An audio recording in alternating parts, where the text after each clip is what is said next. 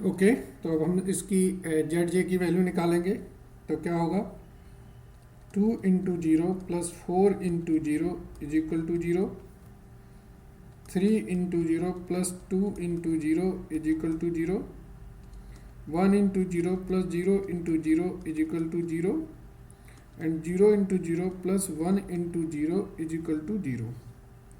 तो सी जे minus Z J की value निकलेगी हमारी 3 4 0 0। ठीक है, जो हाईएस्ट पॉजिटिव वैल्यू है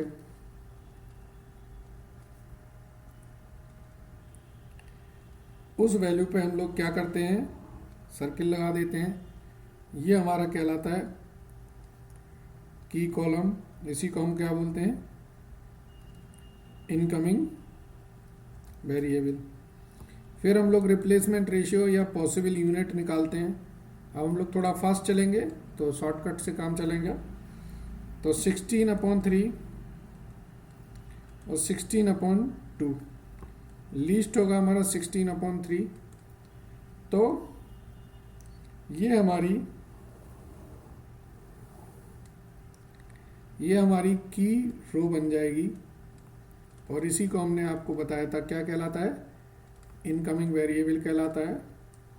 ये हमारा की एलिमेंट है और ये हमारा करस्पॉन्डिंग एलिमेंट है। अब हमें अगली टेबल जाना है, ठीक है ना। तो सिंप्लेक्स टेबल 2, सिंप्लेक्स टेबल 2 में मैंने आपको बताया था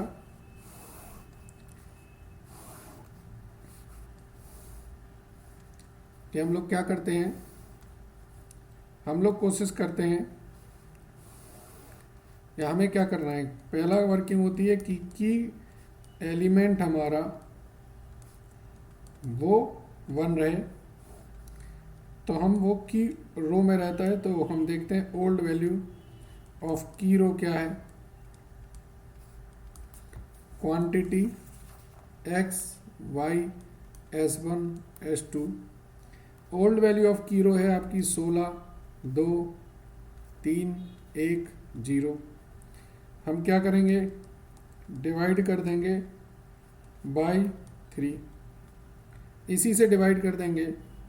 तो न्यू वैल्यू क्या हो जाएगी, न्यू वैल्यू ऑफ की रो 16/3 2/3 1 1/3 0। ये हमें 1 चाहिए था तो 1 आ गया। तो यहाँ पर अब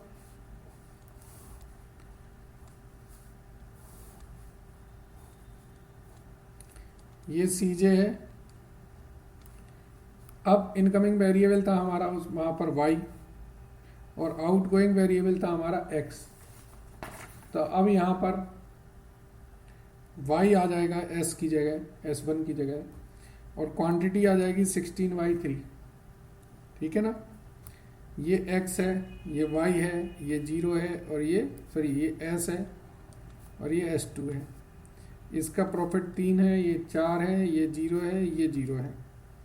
तो क्वांटिटी क्या आ जाएगी नई वैल्यू ऑफ की रो की, 16/3 2/3 1 1/3 एंड 0।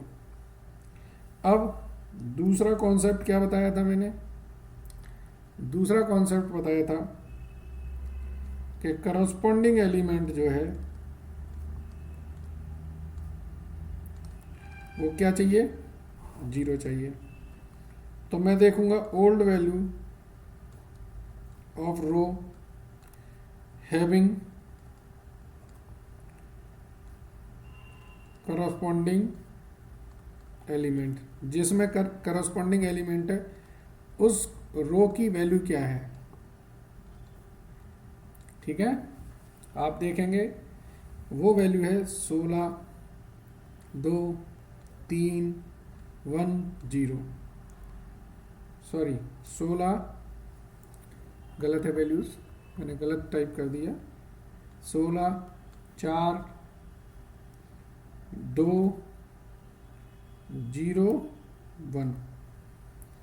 मैं क्या करूँगा, न्यू वैल्यू की रो में हमें पता है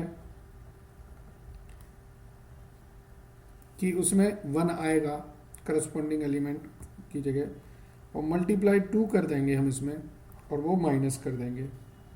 तो ये आ जाएगा हमारा 16/3 into 2, 2/3 into 2, 1 into 2, 1/3 into 2 and 0 into 2। इसको माइनस कर देंगे सब जगह से, तो इसकी वैल्यू बचेगी 16/3। ये हो जाएगा 4 और ये हो जाएगा 4, तो ये हो जाएगा 8/3। ये 0 हो जाएगा, ये -2/3 आ जाएगा, और ये 1 आ जाएगा। ठीक है, तो ये न्यू वैल्यू आ गई। न्यू वैल्यू S2 की 16/3, 8/3, 0, -2/3, 1। y का प्रॉफिट है 4, S2 का प्रॉफिट है 0। और फिर से हम लोग ZJ निकालेंगे, तो ZJ की वैल्यू निकालेंगे 2/3 इंटू 4 प्लस 8/3 इंटू 0, तो इसकी वैल्यू आएगी 8/3। ठीक है ना, 1 इंटू 4 प्लस 0 इंटू 0, इसकी वैल्यू आएगी 4। 1/3 इंटू 4 प्लस -2/3 इंटू 0, तो आ जाएगी 4/3, और 0 इंटू 4 प्लस 1 इंटू 0, ये 0 आ जाएगा। तो CJ माइनस ZJ क्या होगा, 1/3, 0 -4/3, 0। एक ही पॉजिटिव वैल्यू बच रही है, तो जो एक पॉजिटिव वैल्यू है,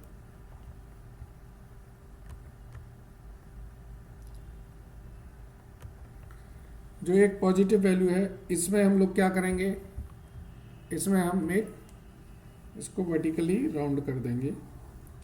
ये मेरा की कॉलम आ गया। अब मैं यहाँ पर रिप्लेसमेंट रेशियो निकालूंगा। तो रिप्लेसमेंट रेशियो का क्या कॉन्सेप्ट बताया था,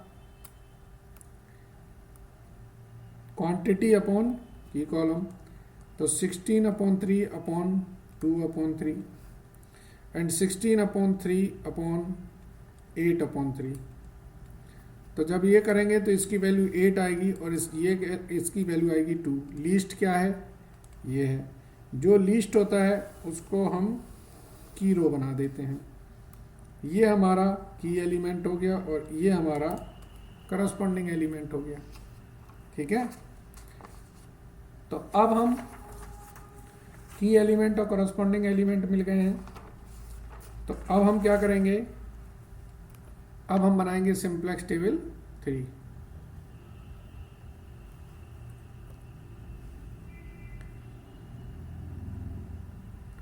चलिए, अब हमारी सिंप्लेक्स टेबल 3 बनेगी।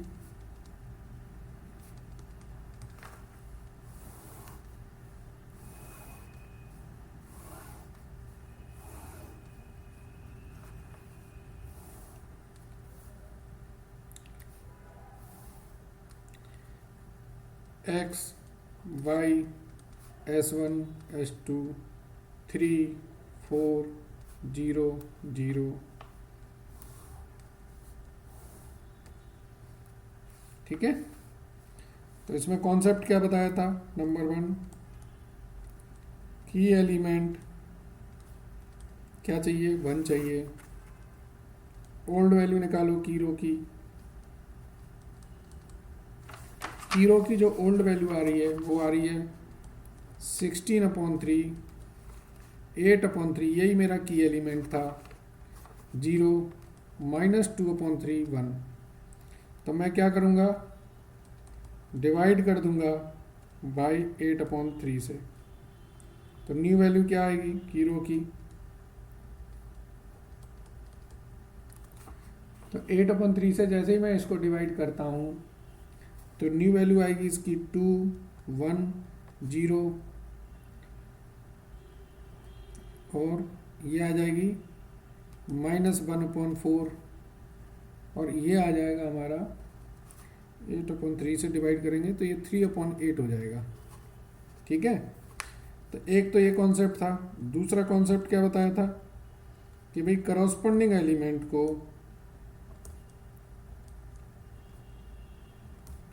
मुझे 0 करना है।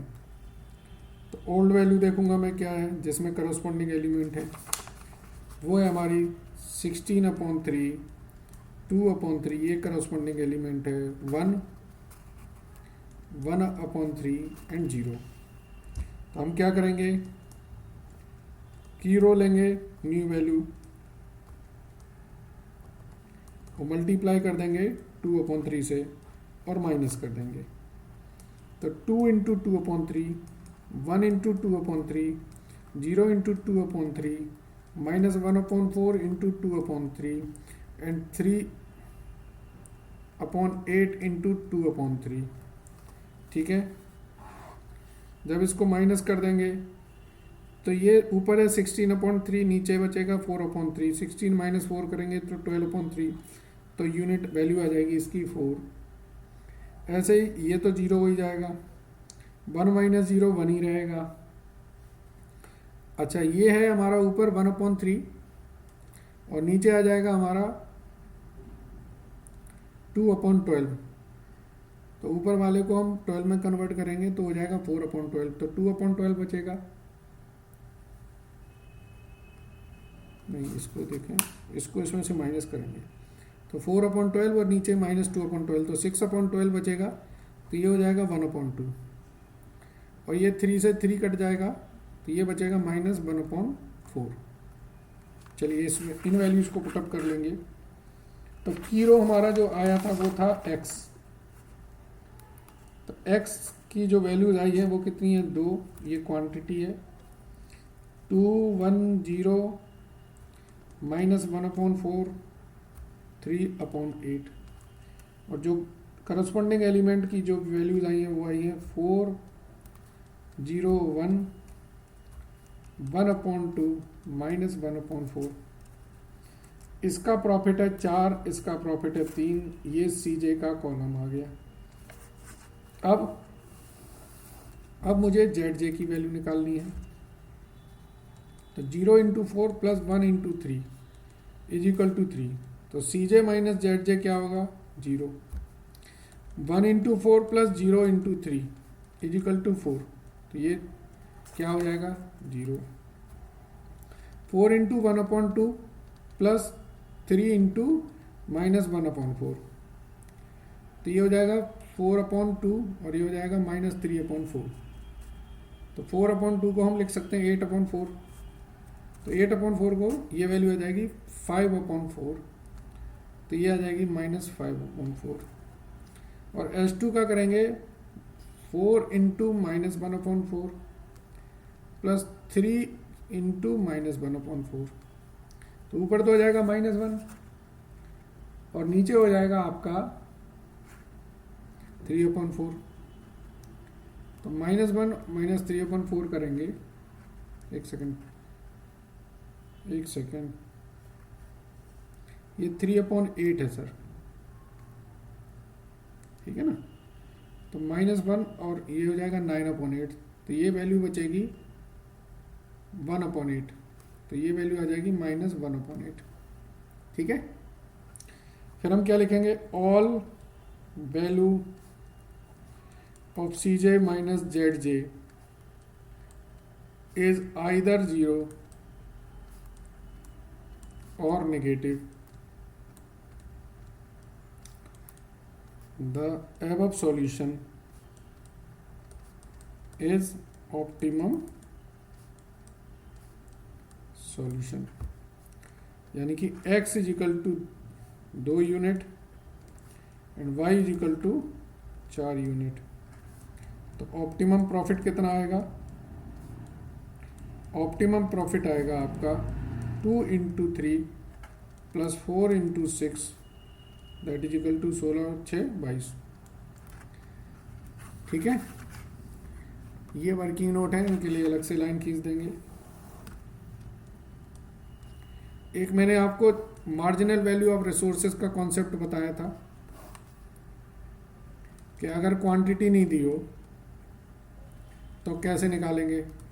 S1 और S2 की जो क्वांटिटी थी वो कितनी थी, 16 और 16 थी, और इनकी जो मार्जिनल वैल्यू है वो कितनी है 5/4 एंड -1/8।